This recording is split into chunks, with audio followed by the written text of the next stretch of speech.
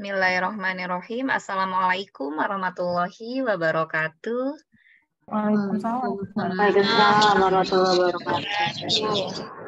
Selamat siang, salam sejahtera untuk kita semua. Ya, alhamdulillah ya Bapak Ibu, kita bisa belajar bersama lagi. Hari ini kita siang hari kita belajarnya. Kita akan ditemani oleh Pak Ilmi. Sebelum kita melanjutkan ke belajar bersama, marilah kita berdoa terlebih dahulu. Berdoa dimulai. Bismillahirrahmanirrahim.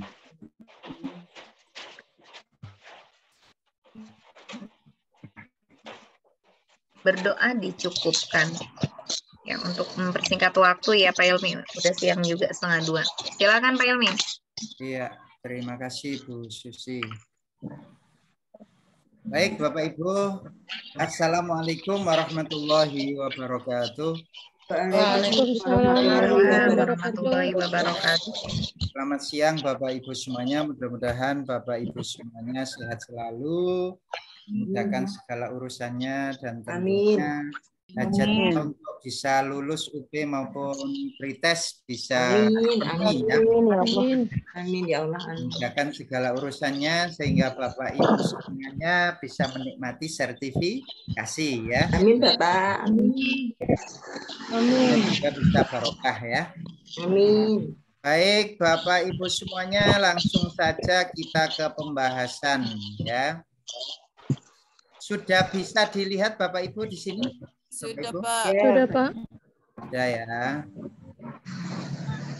Kita buka lewat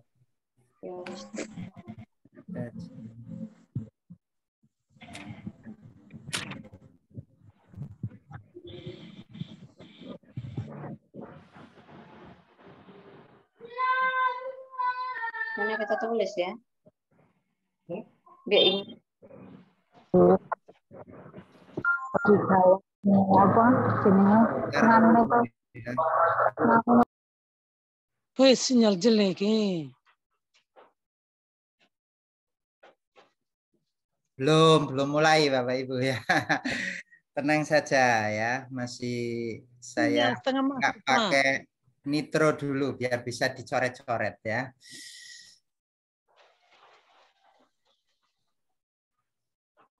Untuk Bapak Ibu semuanya bisa dilihat jadwalnya pedagogik itu 2 kali ya Bapak Ibu ya.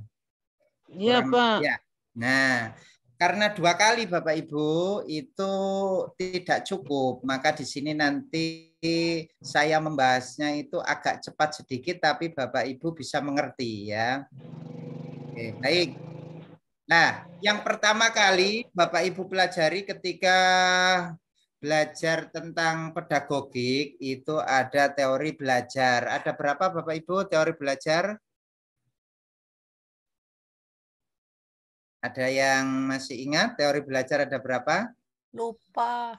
Oh, lupa ya. Baik, yang pertama adalah behavioristik atau behaviorisme.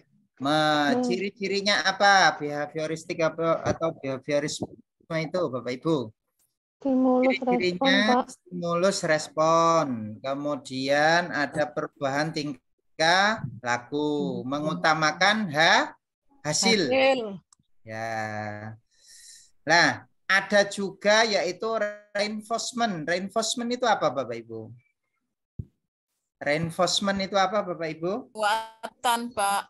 Penguatan. Penguatan ada berapa yang sudah nyimak video singkat saya? Karena ada kata kunci itu ya. Penguatan ada berapa Bapak Ibu?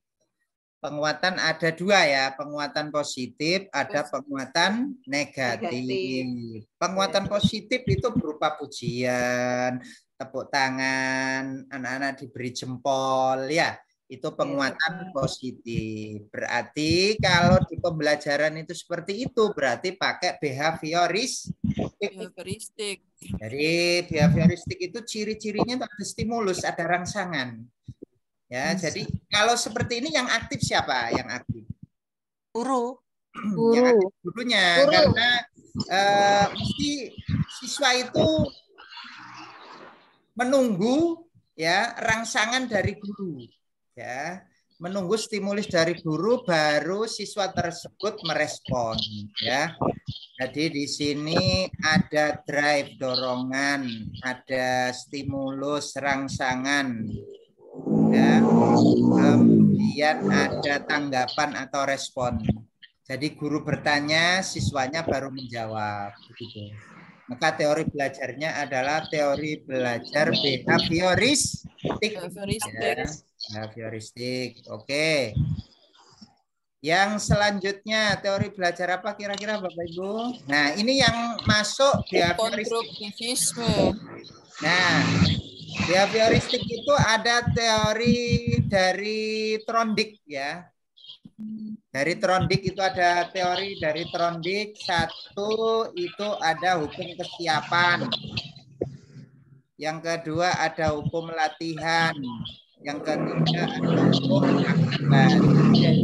Jadi siswa itu disiapkan dulu, terus diberi latihan-latihan. Baru terjadilah akibat dari latihan tadi. Anak-anak bisa mengerjakan. Gitu. Ini teori dari mana ini? Teori dari Trondijk. Trondijk ini ikut teori behavioristik ya. Nah, Trondijk ini punya teori sendiri, tapi masih satu link dengan behavioristik tadi. Teorinya namanya koneksionisme atau teori asosiasi. Kemudian teori yang kedua masih behavioristik juga, yaitu klasikal conditioning ya, kebiasaan oleh Pavlov. Nah, ciri-cirinya apa di sini? Ada akuisisi, ada eliminasi, ada degenerasi, ada diskriminasi. Jadi diberi rangsangan baru, kemudian ada perubahan. Nah itu ya. Kemudian teori yang ketiga yaitu teori operant conditioning oleh Skinner. Skinner itu menggunakan tadi reinforcement. Skinner ini menggunakan reinforcement atau penguatan, baik itu penguatan positif maupun penguatan negatif. Anak-anak itu ketika diberi penguatan, diberi hadiah, itu maka keaktifannya itu bertambah. Ya, minat untuk belajarnya juga bertambah. Nah, itu ya. Jadi Skinner ini dia lebih condong ke reinforcement, ya, penguatan. Kemudian ada teori dari Guthrie, yaitu pembiasaan asosiasi. Terus ada teori Bandura. Teori Bandura itu ada 4 fase. Menaruh perhatian, mengingat perilaku model, memproduksi perilaku, termotivasi untuk mengulangi. Ya. Jadi kita menaruh perhatian kepada peserta didik, kemudian peserta didik tadi mengingat perilaku yang kita berikan, dia memproduksi perilaku tersebut, terus termotivasi untuk mengulangi. Ini termasuk teori Bandura. Ya. Oke. Yang kedua, teori apa Bapak Ibu? Kognitif. Kognitivisme. Kognitivisme, yaitu lebih mementingkan proses kognitif itu. Ya, jadi lebih mementingkan pada proses perubahan persepsi dan pemahaman. Kalau behavioristik tadi lebih mengutamakan hasil, kalau yang ini prosesnya yang diutamakan, ya. Nah, prosesnya yang diutamakan. Makanya pembuatan materi pembelajaran harus disusun dengan pola logika sederhana dan kompleks. Jadi diawali dari yang paling sederhana ke kompleks. Kenapa? Karena dia lebih memperhatikan prosesnya. Ya. Nah, kemudian yang kedua, siswa bukanlah orang dewasa yang sudah mengerti dan mudah dalam berpikir. Oleh karena itu, guru harus memberikan pengarahan. Nah, jadi diberikan pengarahan. Proses belajar mengajar harus memiliki makna. Kemudian yang keempat, agar keberhasilan tercapai, maka guru perlu mengamati perbedaan yang ada pada setiap murid. Nah, perbedaan yang ada pada setiap murid itu diperhatikan. Ini sejalan dengan yang sekarang lagi tren, yaitu apa Bapak Ibu? Jadi perbedaan gaya belajarnya itu diperhatikan. Perbedaan minatnya itu diperhatikan. Apa Bapak Ibu? Yang sekarang lagi tren? Pembelajaran diferensiasi. Diferensiasi.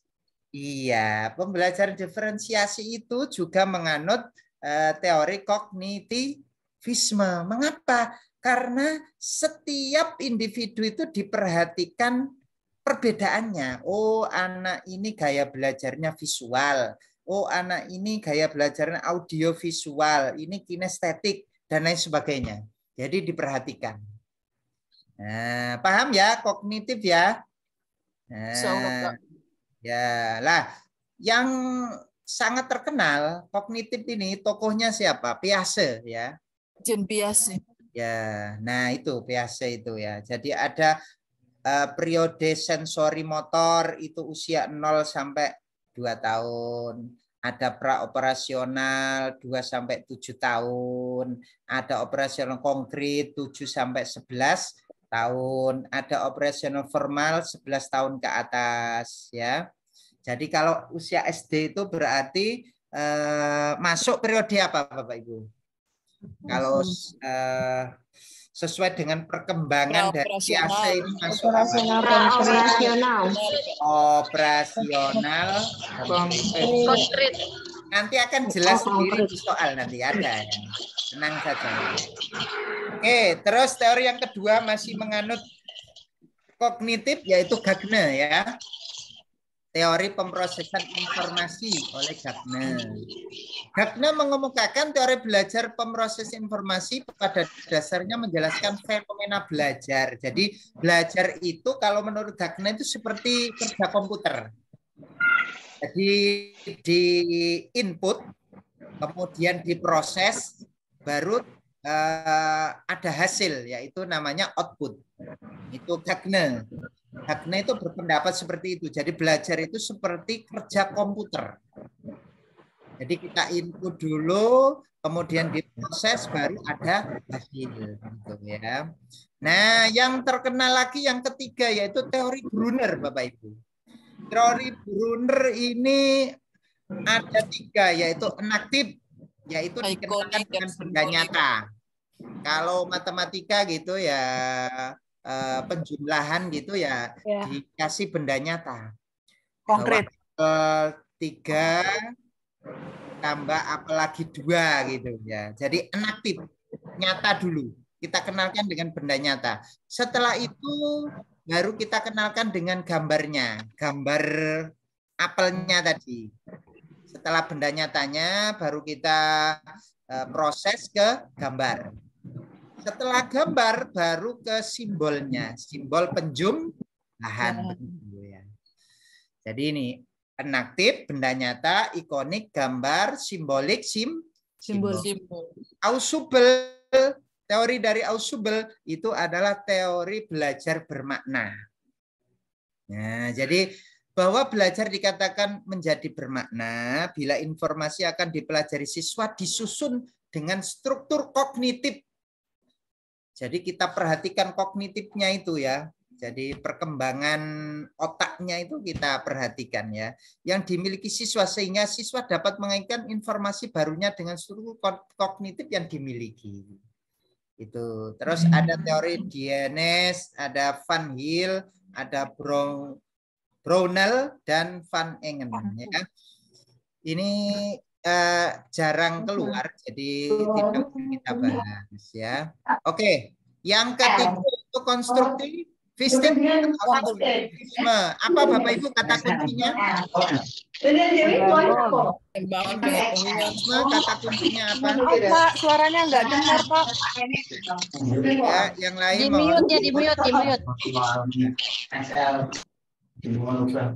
Bapak Ibu, para yang lainnya.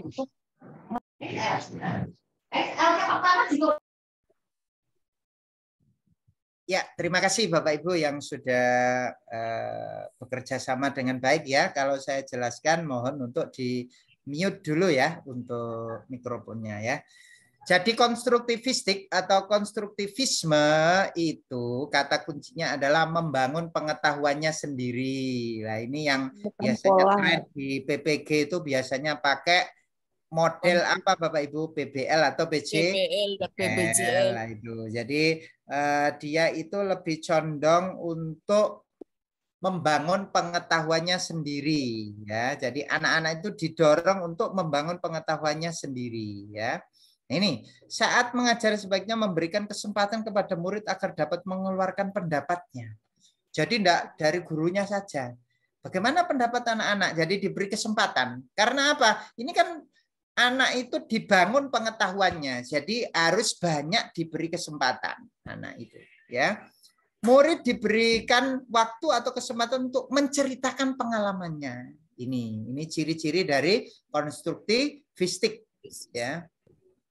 Kemudian lingkungan belajar mengajar harus kondusif. Kalau tidak kondusif tidak bisa ini ya.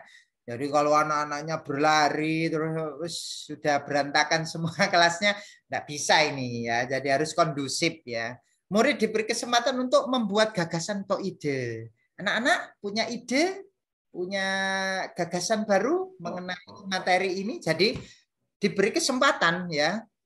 Guru itu hanya sebagai fasilitator di sini ya, memfasilitasi saja, membantu saja ya. Sampai silang. Oke, selanjutnya kita ke humanistik. Humanisme. Apa Bapak Ibu kata kuncinya? Memanusiakan manusia. Sebagai fasilitator. Artinya di sini lebih melihat psikologis anak itu. Kalau anak belum siap belajar, ya dibuat siap dulu. Nggak boleh diberi pelajaran dulu. Jadi diajak bernyanyi dulu, diberi permainan dulu. Baru kalau anak sudah siap, enjoy baru. Nah, indikator dari humanistik itu kalau anak itu tertarik dengan pembelajaran kita. Itu berarti teori belajar humanistik ini berhasil gitu ya. Jadi indikatornya itu anak-anak itu senang. Ketika kita ajar itu anak-anak itu senang berarti berhasil teori belajarnya itu. Ketika menerapkan teori belajar humanistik ini ya. Kemudian sibernetik ini apa Bapak Ibu? Berkaitan dengan online teknologi. Ya, teknologi ya, penggunaan Jimmy dan lain sebagainya ya. Nah, ini ada tambahan, ada teori belajar David Kalb. Nah, ini masih kognitif ini ya. Tapi dia sudah semi ya. Nah, ini perpaduan antara kognitif dan behavioristik ya. Teori belajar David Kalb. Apa tahapannya? Yaitu pengalaman konkret, dikenalkan dengan benda nyata dulu ya, kejadian langsung dulu. Kemudian pengamatan aktif, reflektif, mampu memahami permasalahan dan tahu akar masalahnya. Nah, kalau pengalaman konkret tadi itu belum memecahkan masalah, masih dikenalkan dengan kejadian secara langsung. Kemudian aktif dan reflektif itu tahu akar masalahnya, tapi belum penyelesaian.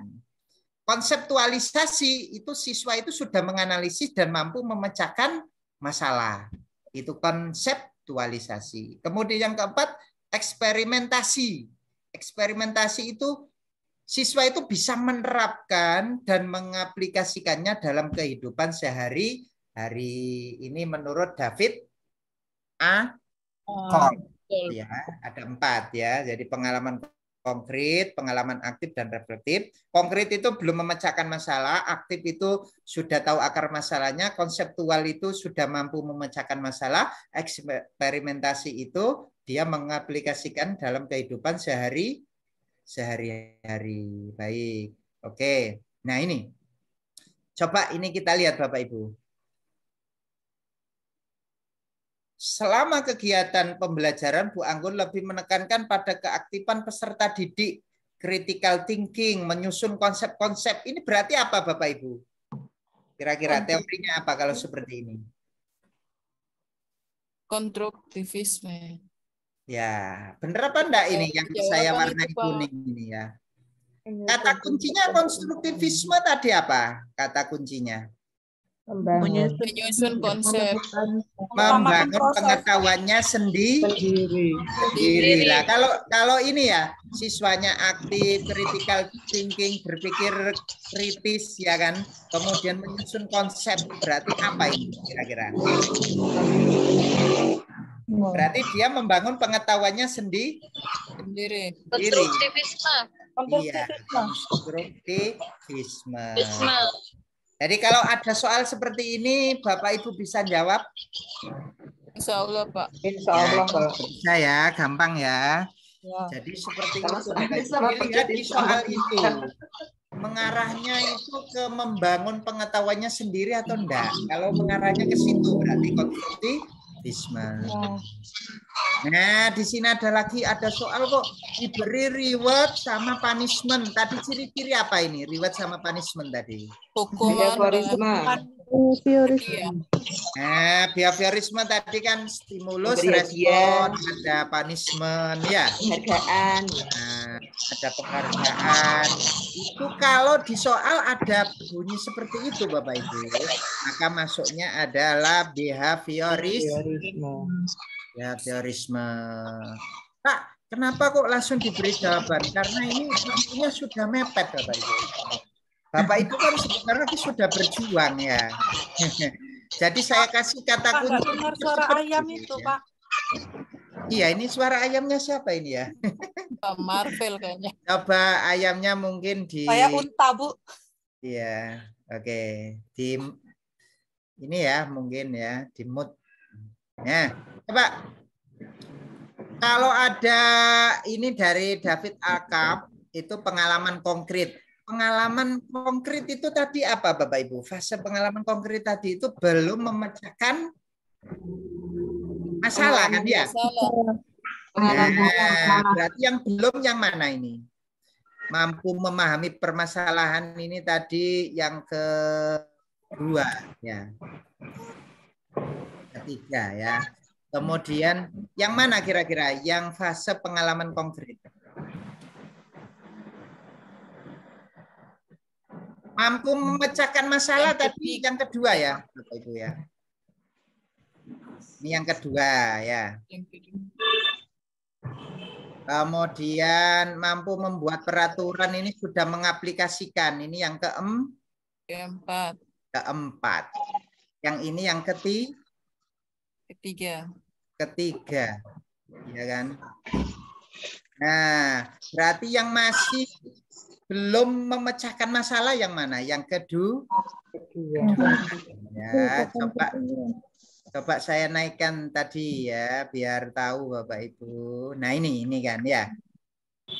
Pengalaman konkret itu belum memecahkan masalah. Kalau aktif itu sudah tahu permasalahannya. Kemudian konseptual itu mampu memecahkan masalah ya. Kemudian eksperimentasi itu sudah mengaplikasikan. Jadi mampu memecahkan masalah itu yang ketiga. Mampu memecahkan masalah. Oh ini yang ketiga ini. Nah ini yang ketiga ini Bapak Ibu. Yang ketiga. Ini yang kedua ini ya. Paham ya Bapak Ibu ya nyampe sini ya? Paham ya? Insya Allah Pak. Nah, jadi seperti itu Bapak Ibu. Ini yang kedua. Nah, kalau ditanyakan pengalaman konkret berarti mampu menceritakan.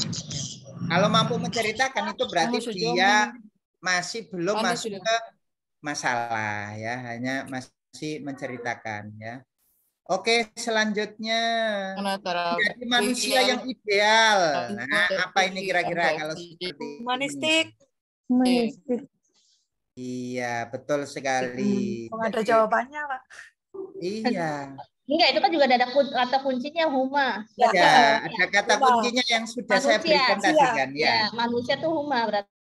Iya, jadi memanusiakan manusia. Jadi peserta didik itu diharapkan menjadi manusia yang ideal, manusia yang bisa dicita-citakan, ya, manusia yang mencapai aktualisasi diri. Maka di sini humanistik, ya. Humanis. Oke. Nah, ini gambar-gambar berarti Gambar-gambar ikonik, berarti teori apa tadi apa? Tahap apa tadi gambar-gambar? ikonik, Pak. Ikonik. Betul sekali. Saya belum lihat tuh jawabannya benar ikonik. Iya. Oh, tadi atas sudah ada ya. Jadi kalau yang dikenalkan dengan apelnya tadi apa Bapak Ibu? Dikenalkan dengan apelnya dulu. Dengan benda nyatanya dulu. Nah, Enaktif, baru ke gambar-gambar atau visualisasinya. Ikonik, simbolnya, simbol matematika.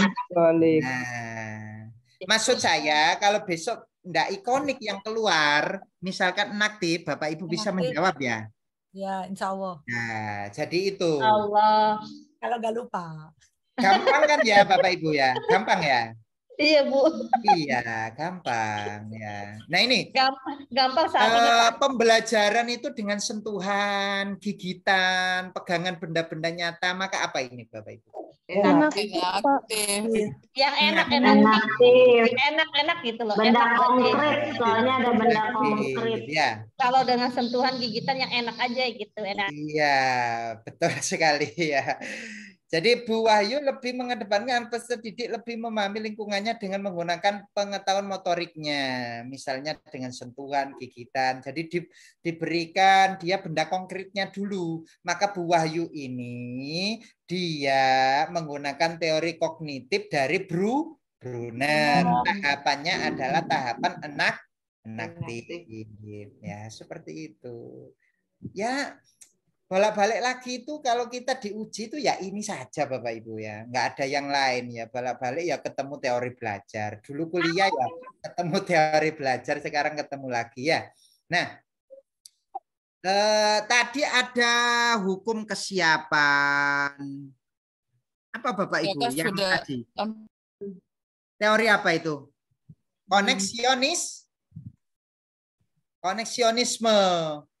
Diberikan hukum kesiapan, hukum latihan, terus hukum akibat. Masih ingat tadi Bapak Ibu teorinya siapa itu? Jadi siswa itu disiapkan dulu, terus diberikan latihan-latihan, baru nanti ada akibat yang ditimbulkan dari latihan tersebut. Ya, teori belajarnya itu masih menganut behavioristik. Alirannya adalah koneksionisme. Kalau tidak percaya, kita lihat ke atas. Ya, scroll ke atas, Pak. Percaya, Pak. Percaya, Pak. Ya, coba Untuk tadi. memastikan. Untuk memastikan, barangkali kuningnya itu salah ya. Pak, yang ini bisa di-print nanti, Pak. Loh, bisa Bu, bisa. Nah ini tadi ya. Nah ini behavioristik yang pertama tadi teori asosiasi atau koneksione. Jadi ada hukum kesiapan, disiapkan dulu siswanya. Ada hukum latihan, kasih latihan-latihan. Baru ada akibatnya. Paham ya Bapak Ibu ya? Nyampe sini ya. Nah, jadi kalau kita tahu kata kuncinya ini ya, kata kuncinya ini. Ya, seperti itu. Maka kita itu pakai pemahaman saja Bapak Ibu ya, belajarnya itu. Jangan menghafal Jangan menghafal soal ya. Enggak temenan.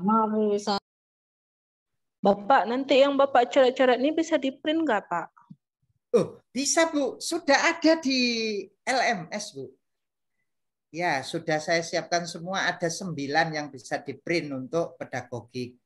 Tenang saja ya. Ada kuning-kuning gini juga, Pak. Iya, sudah ada kuning-kuningnya juga ya. Tenang saja, Bapak Ibu ya. Nah ini ya dari Trondik ada hukum kesiapan, ada hukum latihan, ada hukum akibat, yaitu Trondik ya. Nah reinforcement, ada reinforcement. Ayo apa ini kalau ada reinforcement itu? Behavioristik Pak. Behavioristik. Jadi langkah-langkahnya itu menetapkan tujuan, menggunakan reinforcement positif. Kasih jempolan, kasih tepukan anak-anak ya. Yo anak-anak ayo. Nah, stimulus respon. Selalu mengadakan kuis kan latihan-latihan kan ya kan, pengulangan-pengulangan. Nah, teori behavioristik ini kan awalnya kan dari anjing kan Bapak Ibu ya.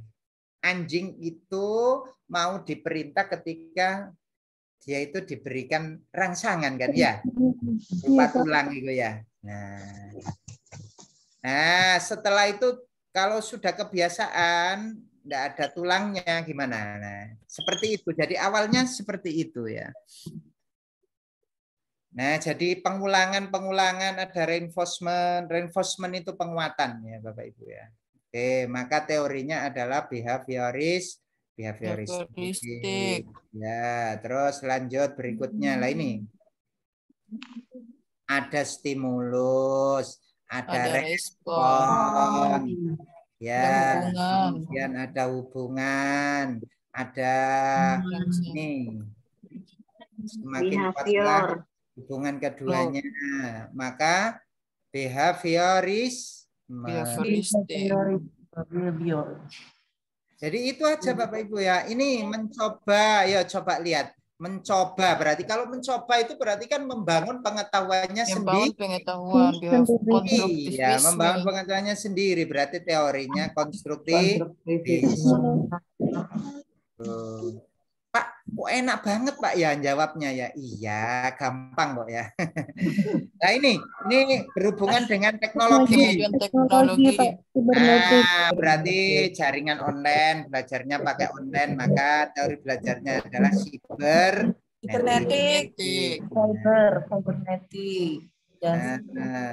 Cyber kan ya. Nah, guru memberikan tepuk tangan untuk menghargai usaha melatih. Tepuk tangan ini termasuk reinforcement negatif apa positif? Behavioristik. Kok Skinner ya Pak? Iya, behavioristik ini. Tapi dia kan behavioristik tadi kan yang menganut kan banyak toh. Oh, banyak aliran.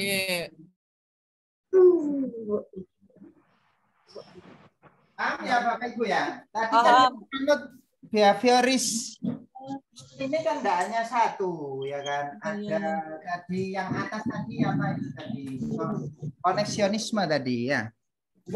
Juga termasuk behavioristik ya. Kalau ini acungan jempol, tepuk tangan itu berarti dia reinforcement. Siapa yang tadi lebih condong ke reinforcement tadi? Teorinya siapa? Skinner. Teorinya Skinner ya. Coba kita lihat. Behavioristik itu kan yang menganut ini kan satu tadi siapa ya tadi? Rondik kan ya? Rondik. Nah, kemudian ada Pavlov ya. Ada Pavlov, kemudian ada Skinner. Loh, ini kan Skinner ya. Ini Skinner. Penguatan positif negatif. Iya, Skinner itu. Penguatan positif negatif lah. Kebetulan di soal itu tadi penguatan positif, yaitu dengan memberi tepuk tangan, ya kan? Nah, paham ya Bapak Ibu ya, nyampe sini ya. Oke. Paham, insya Allah. Nah, oke lanjut berikutnya. Ini belajar itu harus bermakna. Itu Ausubel tadi kan ya. Ausubel itu mengatakan bahwasanya belajar itu harus bermakna. Yaitu belajar dengan penemuan yang bermakna. Itu Ausubel ya. Ini menurut Ausubel ya. Oke, selanjutnya. Nah, ini kenapa kok behavioristik Bapak Ibu jawabannya ayo. Kata kuncinya di mana? Kok behavioristik ya? Memberikan pujian. Memberikan pujian. Sekali. Pujian itu termasuk apa Bapak Ibu? Pujian itu termasuk reinforcement. Makanya kalau peserta didik kita itu kok enggak nurut dengan kita diberi pujian ya. Diberikan hadiah gitu loh Bapak Ibu biar tertarik. Ya, reward. Nah, diberikan reward. Nanti kalau ikut pembelajaran Ibu dengan baik, menjawab dengan baik, nanti Ibu kasih permen. Nah, berarti kalau Ibu bilang seperti itu, maka teorinya adalah behaviorisme. Biasa ini kecuali yang mana Bapak Ibu? Menghadapkan peristiwa Mengajar dengan membingungkan. bahasa sesuai dengan cara berpikir anak. Nah, anak masih TK dikasih bahasa, diberi bahasa yang anak kuliah. Bisa masuk apa enggak Bapak Ibu? Enggak bisa kan? Ya? Jadi kalau mengajar bahasa itu sesuai pemikiran anak itu, usia anak itu gitu ya. Nah, berarti ini benar kan ya? Iya. Kan di sini yang ditanyakan kan kecuali ya. Membantu anak agar dapat berinteraksi dengan lingkungan sebaik-baiknya. Benar ya. Bahan yang harus dipelajari anak hendaknya dirasakan baru tetapi tidak asing. Benar kan? Iya, benar. Kognitif kan ya. Anak-anak Kan anak-anak yang saling berbicara kan ya.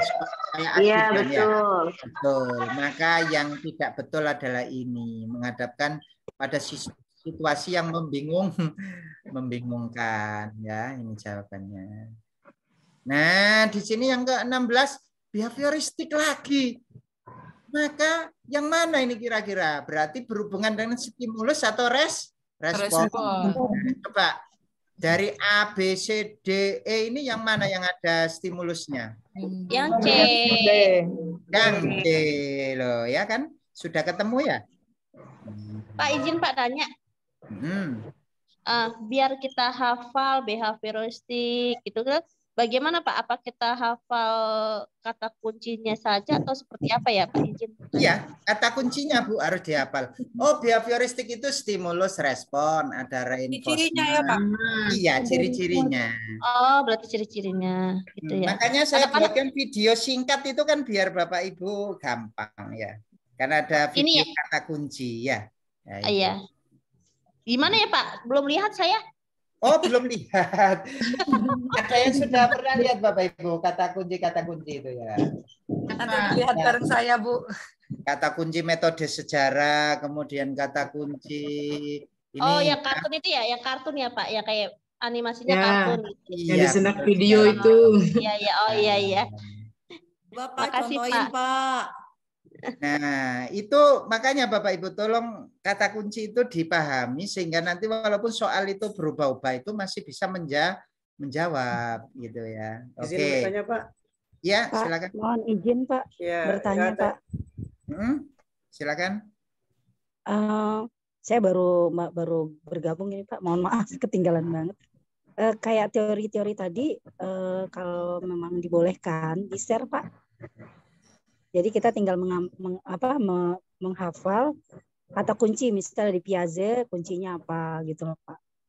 Sudah ada Bu di LMS Bu, rangkuman itu. Ya. Oh iya, oke. Makasih Pak. Nanti silakan di print Bu, saya udah print nih. Nah, ya. Pak, mau nanya apa tadi Pak? Lengkap di situ. Ya, silakan. Video singkat Bapak tadi itu di LMS maksudnya gitu. Video singkat itu di channel YouTube Bu. Di YouTube, Pak, ya? Itu LKP Rumah Guru Sejahtera itu sudah muncul semua di situ. Sudah dikirim di grup berarti Pak ya? Di grup sudah saya kirim ya. Oke, siap Pak. Nanti tak kirim lagi lah, enggak apa-apa ya, biar bisa dipelajari ya. Nanti di YouTube-nya di subscribe, terus loncengnya di ini Pak. Nanti setiap ada YouTube kita video yang baru langsung otomatis gitu. Ada notifikasinya ya. Langsung notifikasi. Izin Pak mau tanya, kalau kita mau masuk LMS itu kodenya yang Bapak kasih itu ya, yang di kuning-kuning itu ya Pak ya? Iya, yang warna merah itu Bu. Oh iya, makasih. Oke, jadi pembelajaran itu dari sederhana ke kompleks. Berarti ini kognitif ya, sesuai dengan pola pikir anak ya. Nah, siswa bukanlah orang dewasa. Jadi guru itu harus memberikan pengarahan dulu, memperhatikan perbedaan masing-masing anak. Berarti ini teorinya apa Bapak Ibu? Kognitif lah. Barangkali besok itu ada soal baru tentang diferensiasi Bapak Ibu ya. Ya, tidak menutup kemungkinan karena Bapak Ibu ini sudah masuk ke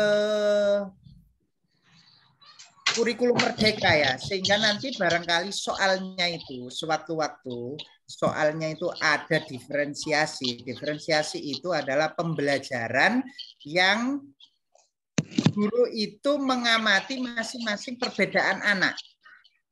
Baik itu perbedaan gaya belajarnya, minatnya, ya kan, kognitifnya. Nah, itu berarti diferensiasi. Diferensiasi itu masuk teori kognitif ya. Karena apa? Karena ini perbedaan itu lah. Diferensiasi itu terbagi menjadi berapa, Bapak Ibu? Kalau yang sudah pernah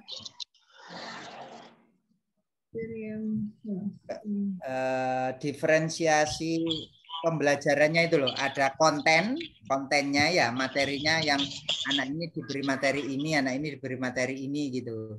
Itu namanya konten. Ada yang diferensiasinya itu prosesnya. Jadi prosesnya itu anak ada yang disuruh mengamati video. Karena apa? Karena dia gaya belajarnya adalah visual. Ada yang hanya dalam prosesnya itu anak disuruh mendengarkan audio. Ada yang seperti itu, Bapak Ibu. Ada yang disuruh menempel. Nah, prosesnya yang berbeda. Jadi satu kelas itu tugasnya beda-beda. Prosesnya itu berbeda, maka diferensiasi proses. Ada yang diferensiasi produk. Diferensiasi produk itu artinya nanti anak itu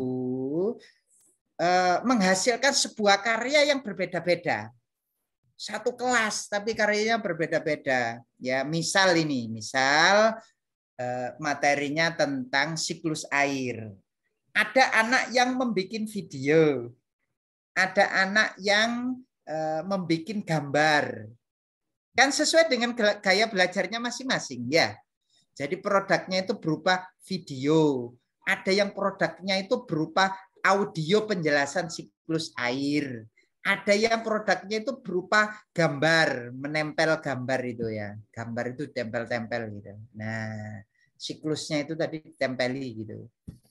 Nah, itu berarti produk. Jadi diferensiasi itu ada diferensiasi konten, kemudian proses, ada produk.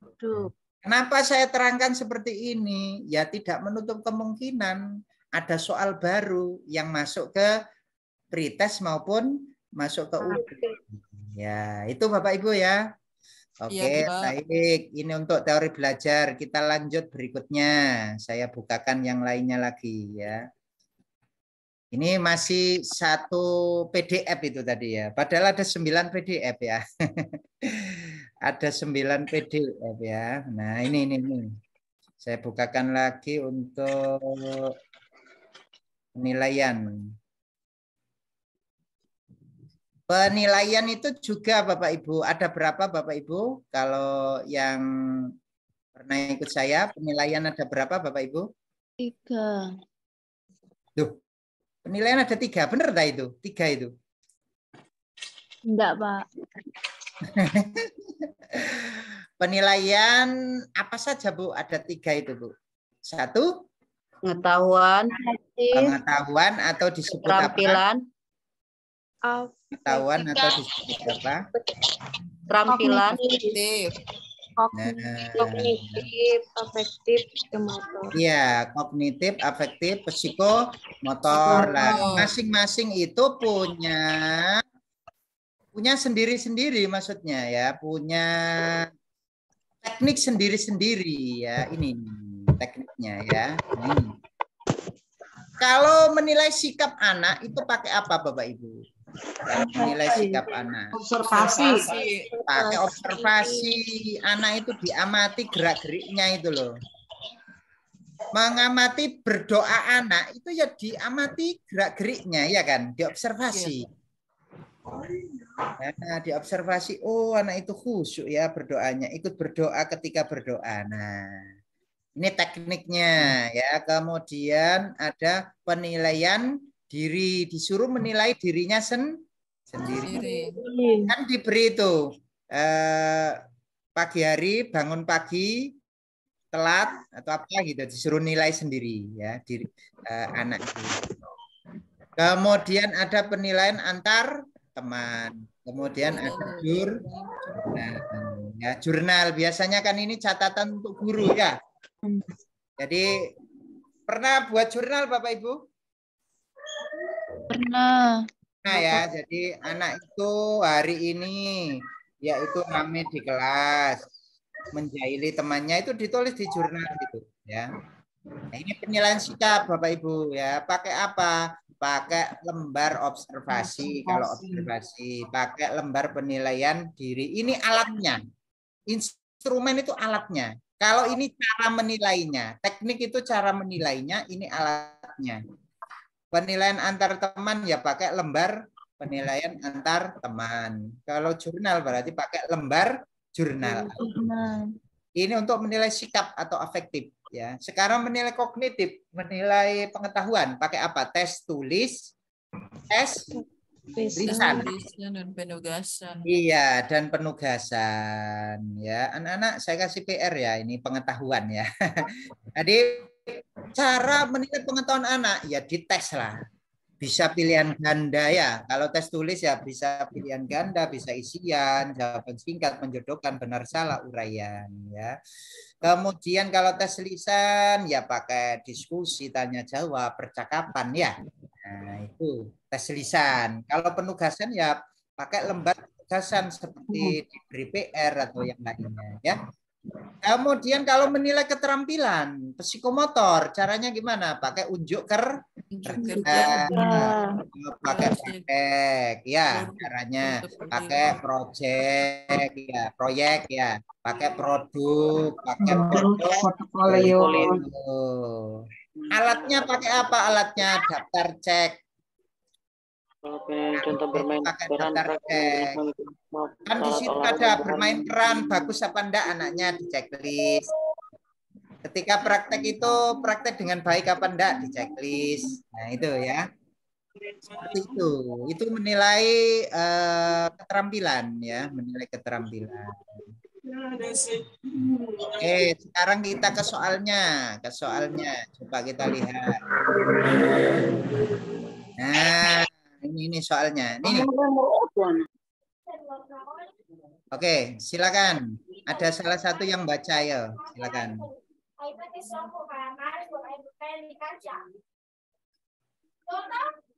Halo, Bapak Ibu di mute ya. Iya, saya baca, oke, Pak. Kembali yang baca saja ya. Silakan Bu Elmi. Oke.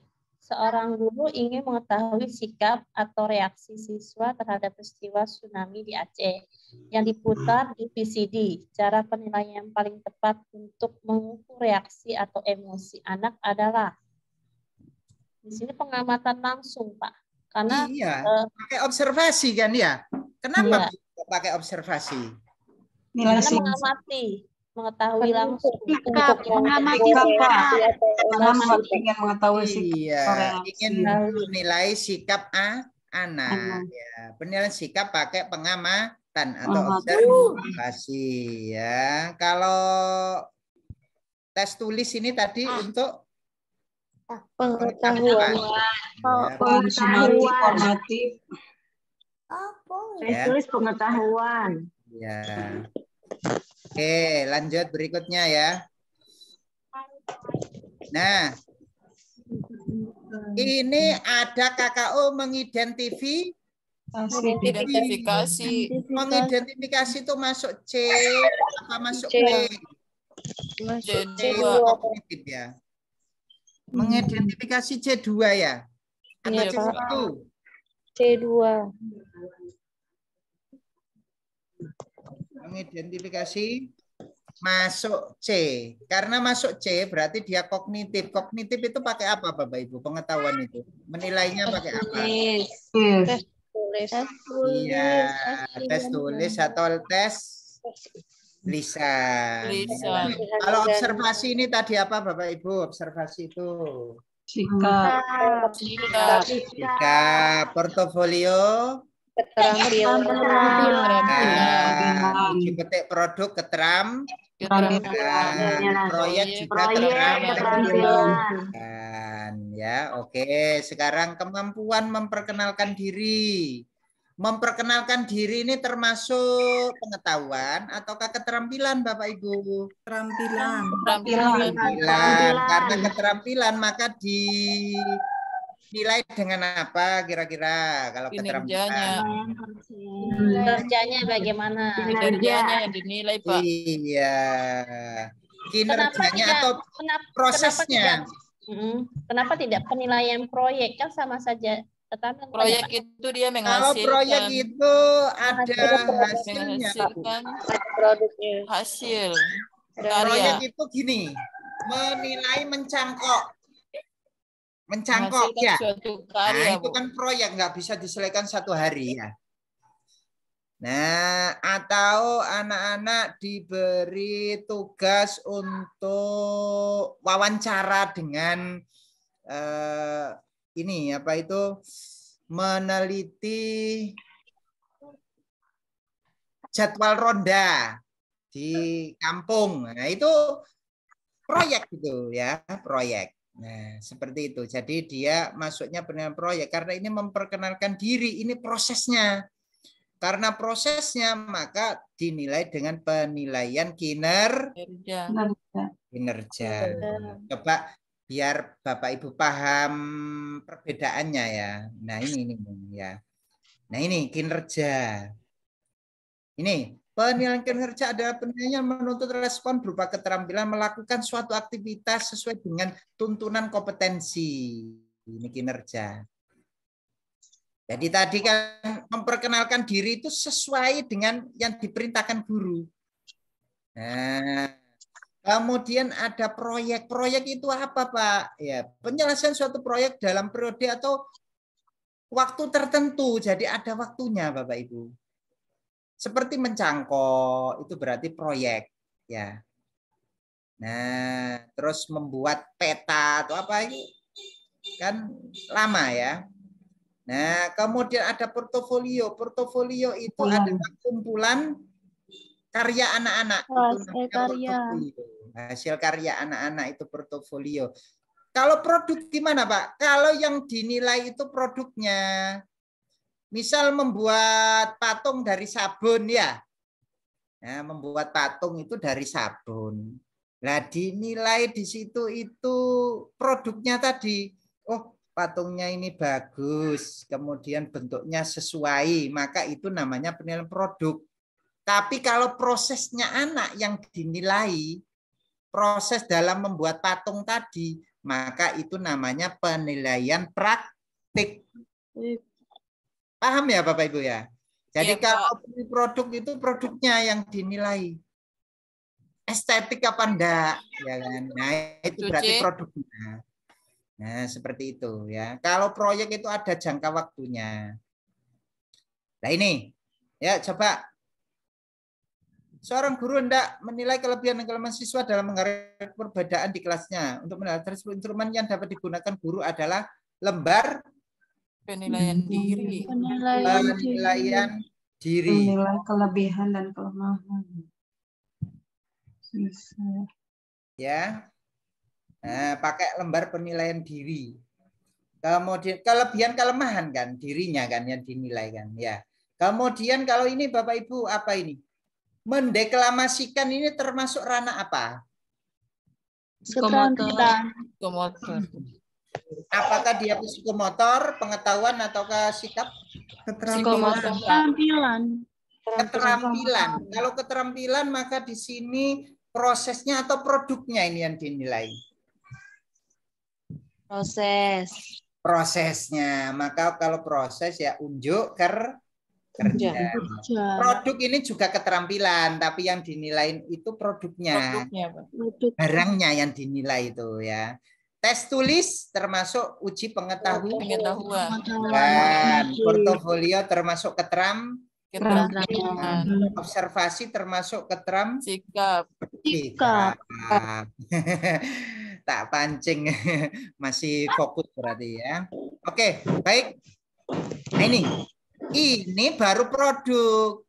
Anak-anak disuruh membuat peta. Lah, yang dinilai Pak Salman itu gambar petanya itu estetik, kualitasnya gimana? Berarti yang dinilai ini prosesnya atau produknya? Produknya, Pak. Produknya, maka namanya penilaian produk. Nah, paham ya antara kinerja dengan Iya, produk? Pak. Insya Allah, Pak. Nah, ini yang atas ini prosesnya yang dinilai. Kalau yang ini produknya yang dinilai. Oke, lah ini baru ada tenggang waktunya apa enggak ini? Ayo coba. Ada setiap minggu sekali. Tiap minggu Setiap sekali coba minggu dibaca. melaksanakan kerja bakti. Nah, ya. melaksanakan kerja Selama bakti. 1 bulan tuh. Nah, kan disuruh meneliti kerja bakti ya. Ya, Minggu pertama siapa, minggu kedua siapa, minggu ketiga siapa, minggu keempat siapa. Ini berarti ada jangka Prosesnya yang waktunya, dinilai maka yang proyek. dinilai adalah proyek. Ya. Produk, kinerja, proyek sudah bisa membedakan. Kalau yang ini kumpulan hasil karya berarti portofolio. Hasil karya peserta didik. Wah, kalau seperti ini Pak, berarti kita tidak butuh waktu bermenit-menit Pak ya untuk mengerjakan. Betul sekali. Hanya dengan melihat soalnya saja, tek, kumpulan hasil karya, langsung saja tentang portofolio. Di sini, oh ada stimulus respon. Behavioristik. Iya, jadi fungsinya kata kunci itu seperti itu Bapak Ibu ya. Soal boleh banyak, tapi kalau kita hafal kata kuncinya, waktunya lebih cepat. Ya, waktu kita lebih cepat. Oke. Nah, ini menilai pengetahuan kan ya, tes formatif ya. Tes formatif, tes sumatif itu kan menilai pengetahuan. Tes tulis. Tapi di sini Pak Sugeng ini pengennya itu siswanya itu hasil kerjanya sendiri, walaupun tes tulis. Caranya gimana kira-kira? Supaya tidak sama soal uraian. Iya, sekali memberikan soal uraian. Pilihan ganda ini juga tes tulis, tapi kok tidak dipilih, Pak? Nah, kalau bilang ganda kan bisa jadi mudah tidak nyonteknya sendiri ya. Nah, kalau uraian kan ketahuan kalau nyontek ya. Mesti kalimatnya walaupun itu kerjaan sendiri, walaupun agak sama kan enggak mesti sama plak. Ya, seperti itu. Oke, lanjut nomor 10. Kriteria penilaian untuk menilai portofolio ditetapkan oleh siapa Bapak Ibu? Guru dengan siswa. Guru dengan siswa. Baik. Ini untuk PDF yang kedua. Masih tahan Bapak Ibu? Masih tahan ya? Iya Pak. Oh masih tahan. Saya ambilkan lagi berikutnya ya. Ada 9 nih. Oke, berikutnya kita ke kompetensi pedagogik ya. Oke, baik. Oke, ke pedagogik sekarang. Kompetensi yang dimiliki guru. Ya. Saya share ke Bapak Ibu. Asal loh ya, Nak. Oke, lanjut. Nah, ini. Kompetensi pedagogik. Nah, apa saja Bapak Ibu kompetensi pedagogik itu? Ini. Berikut ini disajikan 7 aspek kompetensi pedagogik, yaitu menguasai karakteristik peserta didik. Ini yang pertama Bapak Ibu. Jadi menguasai karakteristik peserta didik itu masuk keterampilan guru. Keterampilan apa itu Bapak Ibu? Keterampilan pedagogik. Kalau profesional itu kan Bapak Ibu menguasai materi, ya kan? Materi pelajaran itu berarti profesional. Menguasai karakteristik peserta didik, kemudian yang B apa Bapak Ibu? Menguasai teori belajar dan prinsip-prinsip pembelajaran. Iya, menguasai teori belajar harus dikuasai, tapi selama ini kita ngajarnya enggak menguasai teori belajar, akhirnya ya asal-asalan ya ngajarnya. Oke, teori belajar sudah kita pelajari tadi, itu termasuk pedagogik. Terus pengembangan Kurikulum. pengembangan kurikulum itu masuk pedagogik. Kemudian ini pembelajaran yang mendidik itu termasuk pedagogik. Pedagogik ini lagi yang berikutnya yaitu pengembangan potensi peserta didik. Kita harus bisa mengembangkan potensi peserta didik kita. Kemudian komunikasi dengan peserta didik. Nah, terus penilaian dan evaluasi. Penilaian dan evaluasi yang kita pelajari tadi, keterampilan, pengetahuan, sikap, psikomotor, afektif, psikomotor.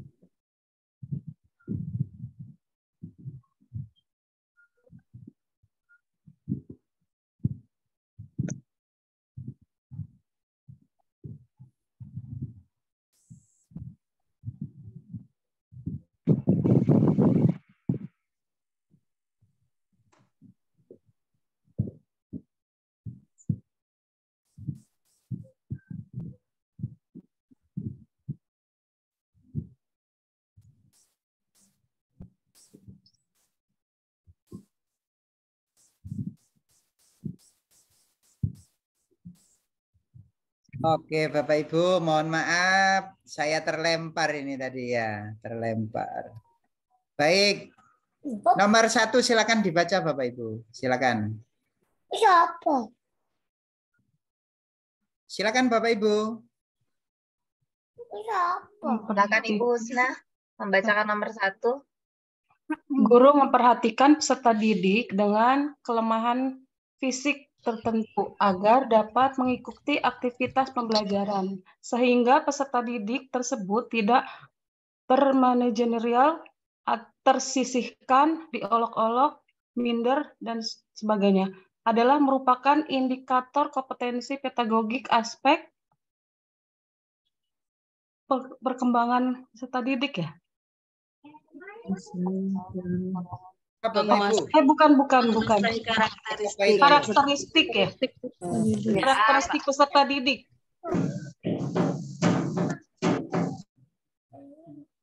Jawabannya apa? Karakteristik peserta didik, benar. Didik. Oke, saya kunci. Yang lainnya, ada yang jawaban lain? B. Menguasai teori belajar dan prinsip-prinsip belajar yang mendidik. Teori belajar, menguasai teori belajar. Dan ini kan kata kuncinya kan harus paham kelemahan fisik kelemahan ya. Siswa. Ya, kelemahan fisik. Kelemahan siswa sehingga tidak anak tersebut tidak termarginalkan atau tersisihkan. Nah, coba kita lihat ke atas, kita buktikan. Saya kunci jawabannya menguasai karakteristik sama teori belajar ya. Nah, oke, coba kita lihat atas biar Bapak Ibu tahu termasuk aspek yang mana. Nah, ini menguasai karakteristik itu menguasai apa saja? Coba ada salah satu yang baca, silakan. Dapat mengidentifikasi karakteristik. Ya, karakteristik belajar itu berarti gaya belajarnya itu bisa diidentifikasi. Dia visual ataukah audiovisual ya. Oke, nomor 2. Guru memastikan bahwa semua lanjut dah.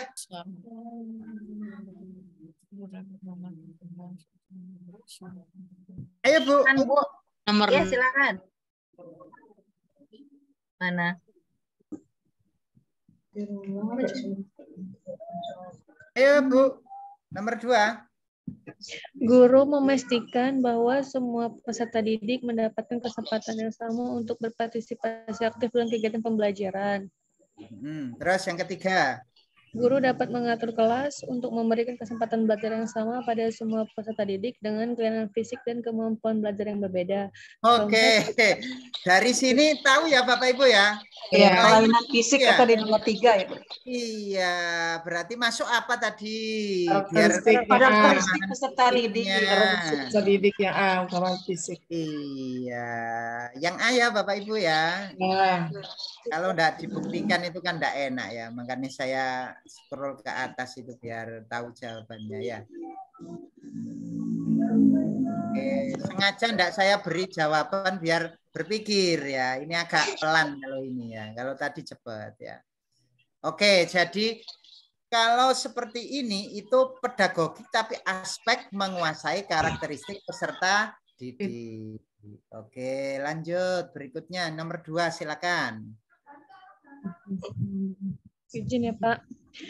Silakan. Guru menggunakan berbagai teknik untuk memotivasi kemauan belajar peserta didik adalah merupakan indikator kompetensi pedagogik aspek A. Menguasai karakteristik peserta didik, B. Menguasai teori belajar dan prinsip-prinsip pembelajaran yang mendidik, C. Kegiatan pembelajaran yang mendidik, D. Pengembangan kurikulum, E. Pengembangan peserta didik. Menurut saya ini yang B. Menguasai teori belajar dan prinsip-prinsip Oh, yang pembelajaran ini yang yang B mendidik. ya. Ya, kata kuncinya memotivasi kemauan belajar. Kata kuncinya teknik kan ya. Kata kuncinya teknik untuk memotivasi. Coba kita buktikan. Ada yang jawaban yang lain, enggak apa-apa, silakan. Kita terbuka saja, barangkali ada jawaban yang lain. Sepakat untuk B? Sepakat. Sepakat, oke. Teori belajar ya, aspek teori belajar kita lihat. Aspek teori belajar itu meliputi apa saja di sini. Nah ini teori belajar. Ayo coba ada salah satu yang membaca, silakan.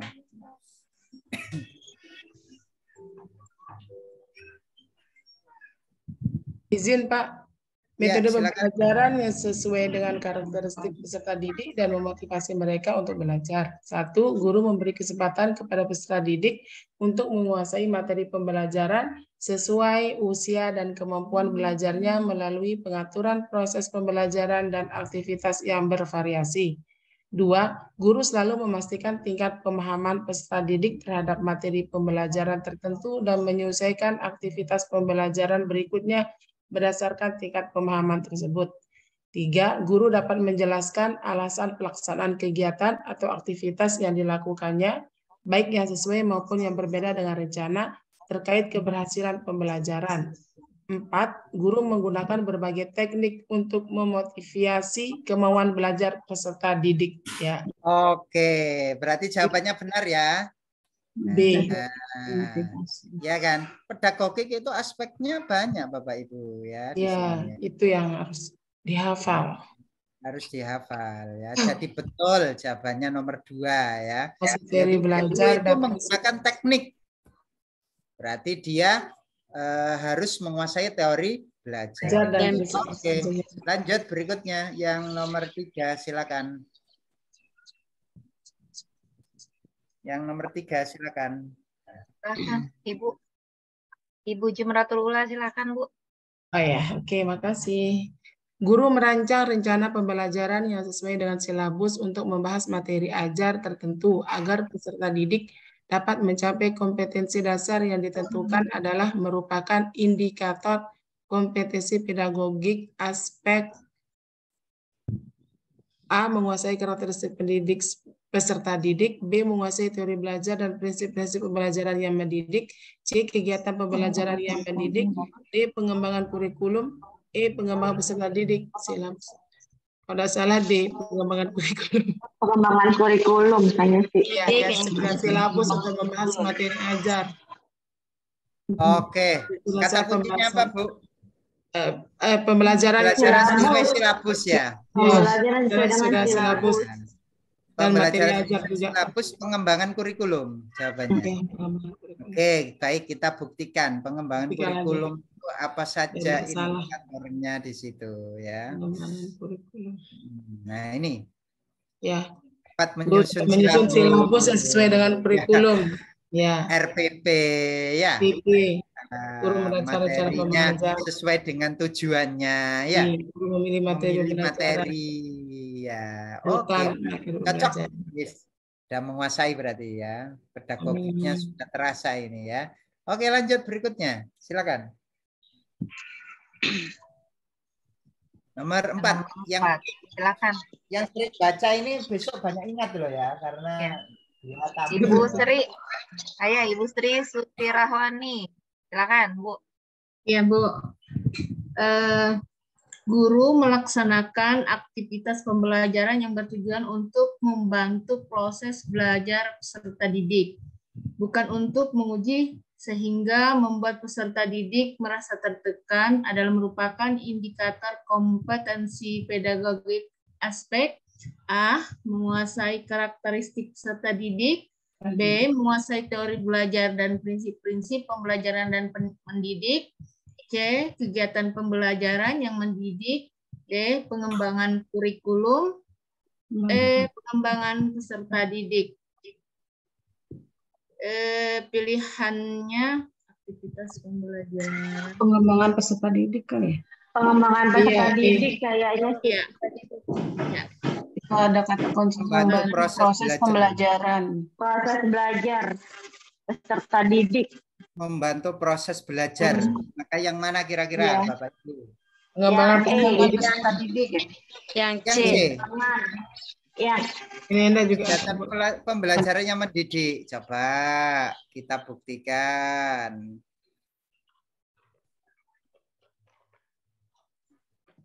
Pembelajaran yang mendidik. Nah, ada salah satu yang baca ya, silakan. Ya, silakan. Izin ya Pak, langsung aja saya kembali. Iya, Ya. Oke. Kegiatan pembelajaran yang mendidik, guru mampu menyusun dan melaksanakan rancangan pembelajaran yang mendidik secara lengkap. Guru mampu melaksanakan kegiatan pembelajaran yang sesuai dengan kebutuhan peserta didik. Guru mampu menyusun dan menggunakan berbagai materi pembelajaran dan sumber belajar sesuai dengan karakteristik peserta didik. Jika relevan, guru memanfaatkan teknologi informasi komunikasi untuk kepentingan pembelajaran. 1. Guru melaksanakan aktivitas pembelajaran sesuai dengan rancangan yang telah disusun secara lengkap dan pelaksanaan aktivitas tersebut mengindikasi bahwa guru menjadi tentang tujuan. Terus kemudian yang kedua, guru melaksanakan aktivitas pembelajaran yang bertujuan untuk membantu proses belajar peserta didik, bukan untuk menguji sehingga membuat peserta didik menjadi tertekan ya Pak. Iya, ini tadi ada di soal ya. Iya tadi. Nah, aktivitas pembelajaran yang bertujuan untuk membantu, ya kan? Bukan untuk menguji sehingga peserta didik tertekan. Betul. Jawabannya adalah benar sekali, yaitu apa Bapak Ibu? Pengembangan peserta didik. Kegiatan pembelajaran yang mendidik. Oke, astagfirullahaladzim, maaf salah baca. Kegiatan pembelajaran yang mendidik. Ya.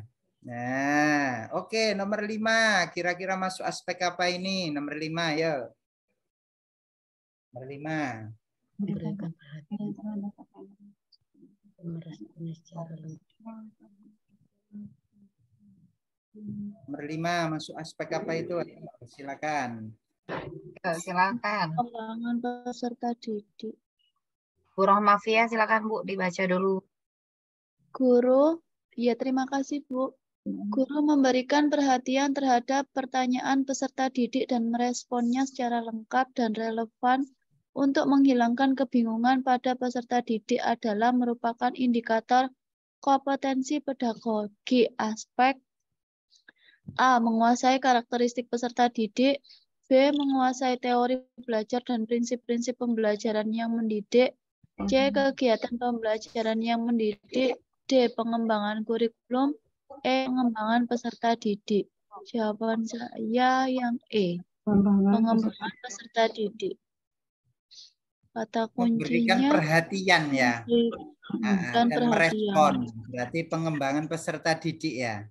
Coba kita buktikan apakah pengembangan peserta didik. Pengembangan peserta didik ini. Iya. Adakah yang tadi? Ada Bapak Ibu yang tadi? Itu yang nomor 4, Pak. Nomor 6 itu, Pak. Nomor 4 ya. membantu peserta didik dalam proses pembelajaran dengan memberikan perhatian kepada setiap individu. Betul sekali. Jadi memberikan perhatian itu artinya mengembangkan potensi seorang anak ya dengan memberikan perhatian. Betul. Oke. Saya kunci jawabannya. Yang selanjutnya, silakan. Nomor 6, silakan Ibu Usna. Ayo, Bu Usna. Menganalisis hasil penilaian gampang ini. Ayo. Ya, mana Bu Ayo. Usna? Ibu Hersalena. Ayo. Ya, Bu. Guru menganalisis hasil penilaian untuk mengidentifikasi topik atau kompetensi dasar yang sulit sehingga diketahui kekuatan dan kelemahan masing-masing peserta didik untuk keperluan remedial dan pengayaan adalah merupakan indikator kompetensi pedagogik aspek titik-titik. A. Menguasai karakter peserta didik. B. Menguasai teori belajar dan prinsip-prinsip pembelajaran yang mendidik. C. Kegiatan pembelajaran yang mendidik. D. Komunikasi dengan peserta didik. C. Penilaian dan evaluasi. Kayaknya sih penilaian dan evaluasi. Penilaian dan evaluasi menurut saya, Pak. Penilaian, kata kuncinya penilaian untuk mengidentifikasi. Iya, menganalisis hasil penilaian berarti ya penilaian ya kan. Guru itu harus menguasai ini penilaian dan evaluasi. Oke, lanjut berikutnya yang nomor 7. Silakan. Nomor 7. Ayo, baca. Ya. Ada Kak Heru Tri Sugianti. Ayo. Ya, Bu. Guru memusatkan perhatian pada interaksi dengan peserta didik dan mendorongnya untuk memahami dan menggunakan informasi yang disampaikan adalah merupakan indikator kompetensi pedagogik aspek A. Menguasai karakter peserta didik. B. Menguasai teori belajar dan prinsip-prinsip pembelajaran yang mendidik. C. Kegiatan pembelajaran yang mendidik. D. Komunikasi dengan peserta didik. E. Pengembangan potensi peserta didik. Jawabannya adalah kata kuncinya di perhatian pada interaksi dengan peserta didik dan mendorongnya. Komunikasi. D. Komunikasi dengan peserta didik. Informasi ya itu kata kuncinya. Iya. Apakah betul? Coba kita lihat ya. Komunikasi ya. Nah, ini komunikasi. Coba ada di poin yang keberapa? Nomor berapa? Komunikasi tadi. Komunikasi ada poin yang kedua. Iya. Memperhatikan dan mendengarkan semua pertanyaan dan tanggapan peserta didik tanpa menginterupsi kecuali jika diperlukan untuk membantu atau mengklarifikasi pertanyaan atau tanggapan tersebut. Ya, betul ya, Bapak Ibu ya. Oke. Lanjut berikutnya. Kurang berapa ini? Kurang 3 nomor. Ayo, Bapak Ibu, silakan. Nomor 8. Ya, Ibu Ana. Ayo, Bu Ana. Izin membaca, Bu. Yang tidak termasuk kompetensi pedagogik bagi guru adalah A. Memperhatikan perkembangan kognitif, memanfaatkan prinsip kepribadian, mengidentifikasi potensi anak didik. B. Menerapkan teori pembelajaran, menentukan strategi pembelajaran. C. Membuat setting pembelajaran dan melaksanakan pembelajaran yang kondusif. D. Merancang dan melaksanakan evaluasi, menganalisis hasil evaluasi, memanfaatkan hasil penilaian untuk perbaikan program pembelajaran. E. Memahami materi ajar yang ada di kurikulum, materi dan konsep keilmuan lainnya. Pak, mungkin. Yang E. Iya. Yang E itu termasuk Membuat setting pembelajaran, bukan ya? Profesional, Bapak Ibu, yang E, ya bukan pedagogik, yang E itu. Pedagogik. Ini kan yang tidak termasuk, ya. Perkembangan kognitif anak itu pedagogik.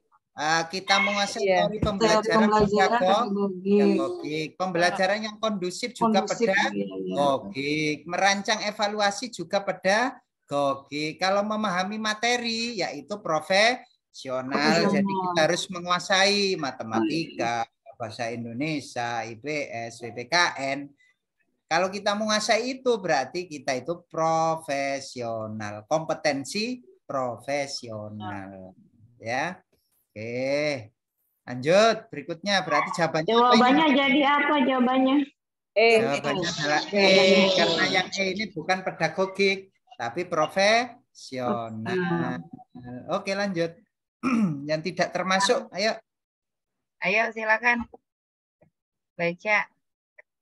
Ibu Sugi. Tidak termasuk. Ayo Bu Sugi. Di Hartini mana? Mengembangkan alat evaluasi. Ibu Neti. Tidak termasuk dalam komponen mengajar seorang guru. Bu Helmi, baca lagi Bu Helmi. Tidak termasuk dalam komponen mengajar. Ya ini. Bu Ana aja, Bu Ana, baca Bu Ana. Yang tidak termasuk dalam komponen mengajar seorang guru adalah kemampuan A. Menyusun dan mengembangkan alat evaluasi, B. Menggunakan atau memanfaatkan media pembelajaran, C. Mengkomunikasi secara santun namun efektif dengan murid dan pengawas, D. Menanamkan kebiasaan tidak boleh mencontoh saat ulangan. Yang D. Mengamati perilaku. Tidak kelihatan Pak. Ada tulisan masuk ini tidak kelihatan ya. Mengamati perubahan perilaku siswa. Perilaku siswa atau yang tidak termasuk. Tidak termasuk yang dalam komponen mengajar seorang guru. Iya. Kuncinya. Mungkin Pak ya, kan kata kuncinya tidak termasuk dalam komponen mengajar seorang guru kata kunci. Alat evaluasi komponen ya. C bukan. Evaluasi termasuk komponen. Alat evaluasi termasuk. Ya. Media termasuk. Itu tidak. Yang tidak. Berkomunikasi secara santun namun efektif itu termasuk enggak Pak ini? Masa ada pengawas? Iya, ada pengawas lagi. Kayaknya enggak ya. Tidak masuk. Menanamkan kebiasaan tidak boleh mencontoh termasuk apa enggak? Termasuk ini. Iya, termasuk. Termasuk tidak boleh mencontoh saat ulangan. Mengamati perilaku siswa termasuk. Berarti C. Ya. C. Mungkin di C karena ada kata pengawas kan. Ada kata pengawas. Yang tidak termasuk ya. Jadi yang Oke, lanjut terakhir ini ya, terakhir nomor 10. Silakan Bapak Ibu. Ayo Bu Heru lagi, Bu Heru. Oke. Bagaimana pendapat saudara bila menjumpai seorang rekan guru di sekolah yang menggunakan televisi sekolah untuk pembelajaran bahasa? A. Setuju karena dapat melatih siswa mengamati gerak bibir presenter. B. Sangat setuju karena televisi adalah media pembelajaran yang menyenangkan. C. Kurang setuju karena acara televisi sering tidak atau kurang mendidik. D. Setuju dan tidak setuju bergantung pada kompetensi yang hendak dicapai dalam pembelajaran. E. Sangat tidak setuju karena dapat memecahkan perhatian siswa dalam mengikuti pembelajaran. Kata kuncinya yaitu menggunakan televisi. Ya, menggunakan televisi sekolah. Artinya televisinya itu dijadikan media pembelajaran. Iya, televisinya dijadikan media boleh apa enggak Bapak Ibu? Boleh. Boleh. Berarti yang mana kira-kira? Setuju. Yang B. Yang B sangat. Yang B. Tergantung kita saja kan ya kan? Iya. Tergantung kita sebenarnya televisi itu. Kalau dijadikan media ya jelas boleh ya. Boleh. Media untuk sarana belajar kok ya. Boleh, malah lebih menyenangkan anak-anak. Anak-anak coba amati dari bahasa presenter tersebut misalkan, ya kan? Diamati anak-anak loh kan. Jadi media itu ya. Jadi jawabannya adalah B. Baik Bapak Ibu, jadi pedagogik itu meliputi ini tadi ya Bapak Ibu ya. Sampai G. Iya, Pak. Penilaian dan evaluasi, penilaian sudah saya terangkan. Kemudian tadi teori belajar juga sudah Bapak Ibu ya. Nah, mudah-mudahan bisa kita lanjutkan di pertemuan berikutnya lagi ya Bapak Ibu. Oke. Terima kasih Bapak. Ya, sama-sama. Materi semuanya sudah ada di LMS ya. Ada 9 PDF, sudah ada kunci jawabannya. Silakan di-download, di-print ya. Mudah-mudahan bermanfaat ya. Oke. Iya, baik Bapak. Terima kasih Pak. Terima kasih Bapak. Terima kasih Pak. Terima kasih Pak Ilmi. Terima kasih Pak. Terima kasih Pak Ilmi untuk materinya hari ini. Ya, untuk Bapak Ibu yang belum masuk ke LMS, ada yang terkendala itu perhatikan ininya ya. Perhatikan hurufnya, perhatikan spasinya, nggak pakai spasi gitu. Terkadang tidak pakai spasi, huruf kapitalnya diperhatikan. Kemudian passwordnya itu diawali tanda bintang Bapak Ibu. Ada yang Pak nggak bisa masuk Pak. Ternyata nggak dikasih bintang passwordnya ya. Ya, perhatikan ininya ya, cara pengetikannya. Kadangkala kalau nggak bisa masuk saya suruh copy paste aja, tak tuliskan terus ini copy paste aja ternyata bisa masuk. Jadi pas ngetik tadi berarti ada yang salah huruf besar kecilnya ya. Kalau sudah bisa masuk Bapak Ibu, masuk yang kedua itu sudah tersimpan. Jadi kalau yang kedua itu sudah enak, nggak pakai ngetik lagi, sudah bisa langsung masuk ya. Iya Pak. Selamat berarti ya Pak. Ya, ada yang kesulitan, masih ada yang kesulitan. Yang nggak kesulitan boleh ya meninggalkan room enggak apa-apa. Yang kesulitan kita bantu dulu di sini enggak apa-apa. Iya Pak, izin live Pak. Terima kasih Bapak dan Ibu atas bimbingannya. Assalamualaikum. Rekodnya di Terima kasih.